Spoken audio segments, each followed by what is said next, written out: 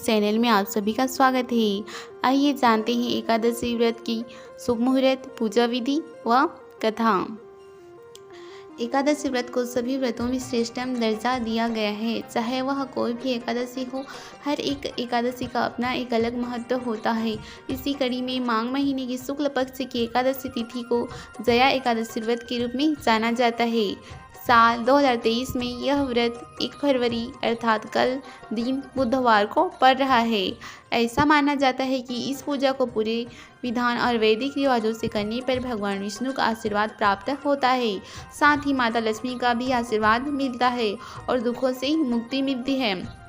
पौराणिक कथाओं के अनुसार जया एकादशी के दिन श्री हरि विष्णु का स्मरण करने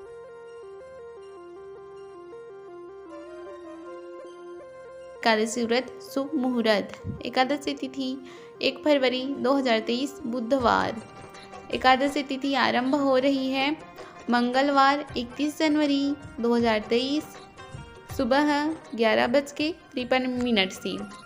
एकादशी तिथि समाप्त हो रही है बुधवार 1 फरवरी 2023 दोपहर 2:01 से।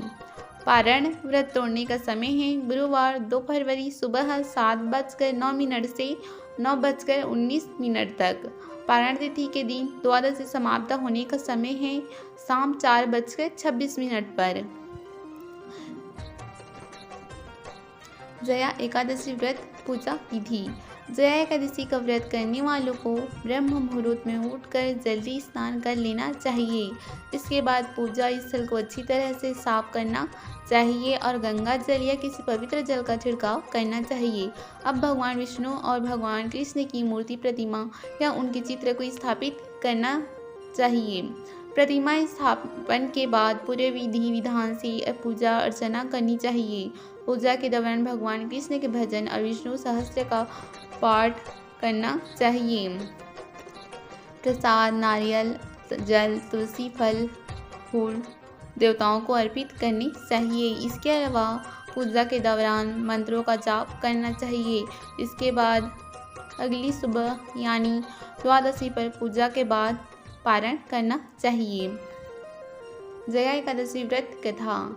प्राचीन काल में नंदनवन में एक उत्सव का आयोजन किया गया था, जहां सभी देवतागणों के साथ ऋषि मुनि भी पधारे थे। इस उत्सव में माल्यवान नाम का एक गंधर्व गायक और पुष्पवती नाम की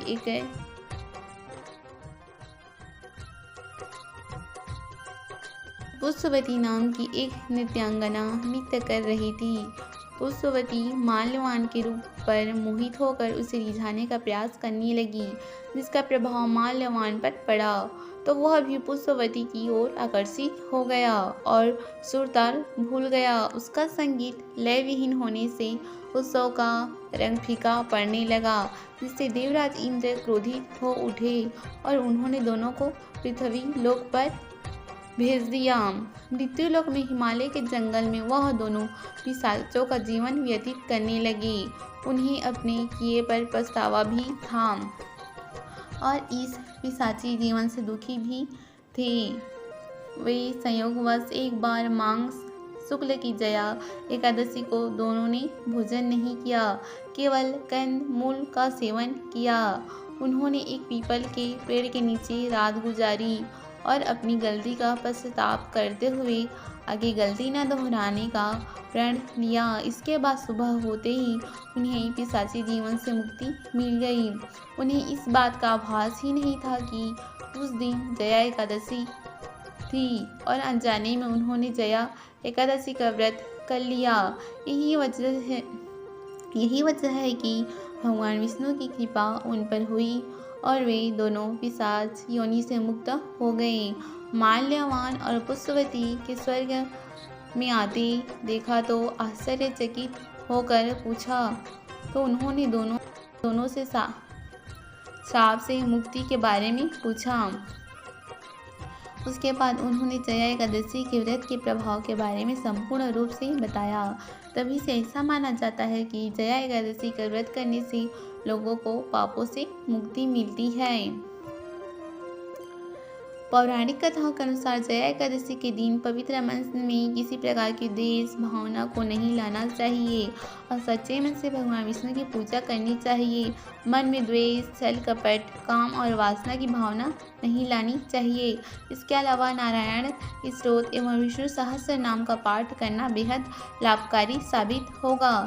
इस व्रत का पालन पूरे विधि विधान से करने से माता लक्ष्मी और श्री हरि विष्णु की कृपा बरसती है। ये थी आज की वीडियो पसंद आए तो लाइक कीजिएगा, चैनल को सब्सक्राइब कर लीजिएगा। धन्यवाद। राधे राधे।